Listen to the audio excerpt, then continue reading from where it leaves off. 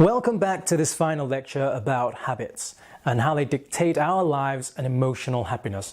They give us routine and form our daily responses and behavior. So it is a very important subject to pay attention to when finding happiness. Our courses are all about actionable advice, right? So in this course, we talk specifically about breaking bad habits. For the elite, the number one rule is do not rely solely on willpower, and do not try to go cold turkey and force yourself to break a habit. It rarely works because the human brain needs gentle coaxing and persuasion to change a habit that could have built up over years, and importantly, something to take its place. You see it in movies, especially in drug-related, but clinics don't use this technique. You must expect to face temptation and lapses, and we tend to underestimate the power of these. So you need to understand your limits and plan for dealing with these temptations and lapses.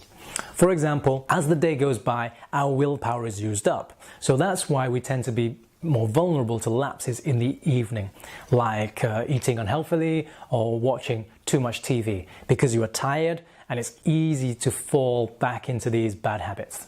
There is actually a scientific term for this concept. It's called ego depletion, and it has been proven in numerous scientific experiments, one of which was Roy Baumeister's, and the social psychologist whose main finding was that you have only a finite amount of this willpower and it gets depleted as you use it, and that you use the same amount of willpower for every different type of task. So all the things that go on in your life are depleting this store of willpower as the day goes by.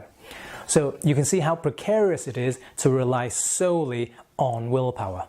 We are going to give you some tips to break habits in a more controlled and a more guaranteed way. First things first, start with one single habit and focus on only one at a time, e.g. drinking less or spending less time on Facebook. Start with why you want to break that habit and the real emotional reasons, because these have to be strong and powerful enough for there to be a change. E.g. with Facebook, people spend time on there because it's easy and maybe they're bored and they want entertainment. So why not use that same time on the web to watch a TED Talk or learn a new skill? Number two, give it at least 30 days. Now, some researchers say you need more than 30 days, but 30 days is enough time to build the new habit and short enough to say you can move on to the next one or tweak the process if it's not quite working for you. Use the Coach Me app for habit tracking so that you can track, with the help of some technology, the 30 days progress and whether there's success or failure. It gives you reminders and tips to help you, and you can even share progress with the community. Number three, now set your goal for the habit. I want to not look at Facebook for more than 1 hour a day for 25 of the next 30 days. So you're giving yourself a little bit of wiggle room because you will fall off the wagon at some point. But this goal written down sets the bar for knowing if you succeed or not. One mistake or one lapse in the month does not equal failure. So give yourself the leeway and don't demand of yourself perfection, because this is often the thing that can overstress a person and causes failure when they're trying to kick a habit, because they see one lapse as a failure and then give up completely or overindulge in the bad habit. So understand that you probably will have some lapses, and this is normal and it's okay because it's a marathon and not a sprint.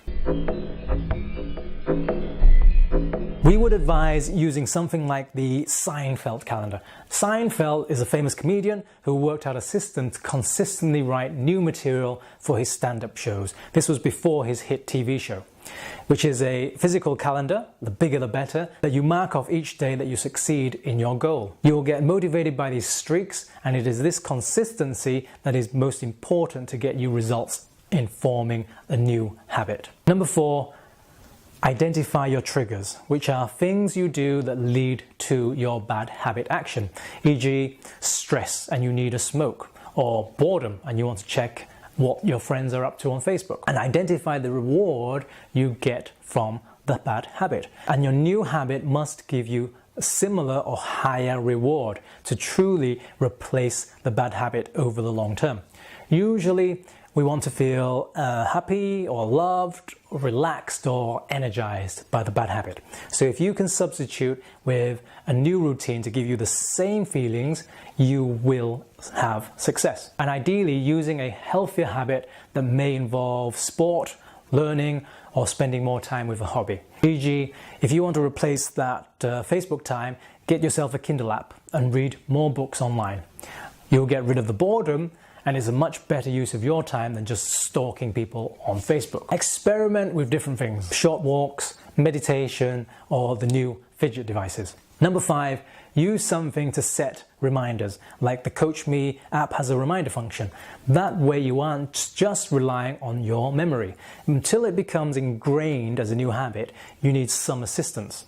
Because it's easy when you start and are aware of the need to change, but when you're not aware, you forget over time the importance of changing that habit. There's another 2 bonus tips we're including, and one is making use of what is called the Hawthorne effect. By publicly declaring it to your family or to social on the Habit app, you have then some accountability, and it's then natural to improve your performance because you feel you're being watched. The second tip: when setting your goals, wean yourself off slowly. E.g., the number of smokes per day, stagger them instead of going to smoking 0 cigarettes when you are currently smoking 2 boxes of cigarettes a day. Create these micro commitments that are easier to achieve and then will give you momentum and the chemical endorphin, which is the brain's feel-good factor because you're succeeding. And this will give you more motivation to kick the habit. So we hope this lecture gives you a more actionable guide to stopping bad habits, the most information out there. Follow these tips and start making better use of your time, energy and money, because bad habits can have negative effects on a lot of things, not least your happiness, but also the time you can use to do more productive things. So that completes the course. Thanks for staying with us, and thanks for listening all the way through the course. We really enjoyed your company and we hope to see you on another one of our courses. If you do get a couple of spare moments, please leave us a review on this course, any feedback that you feel could improve the course or improve our future courses. Thanks for being a great student. We hope to see you on our next elite course.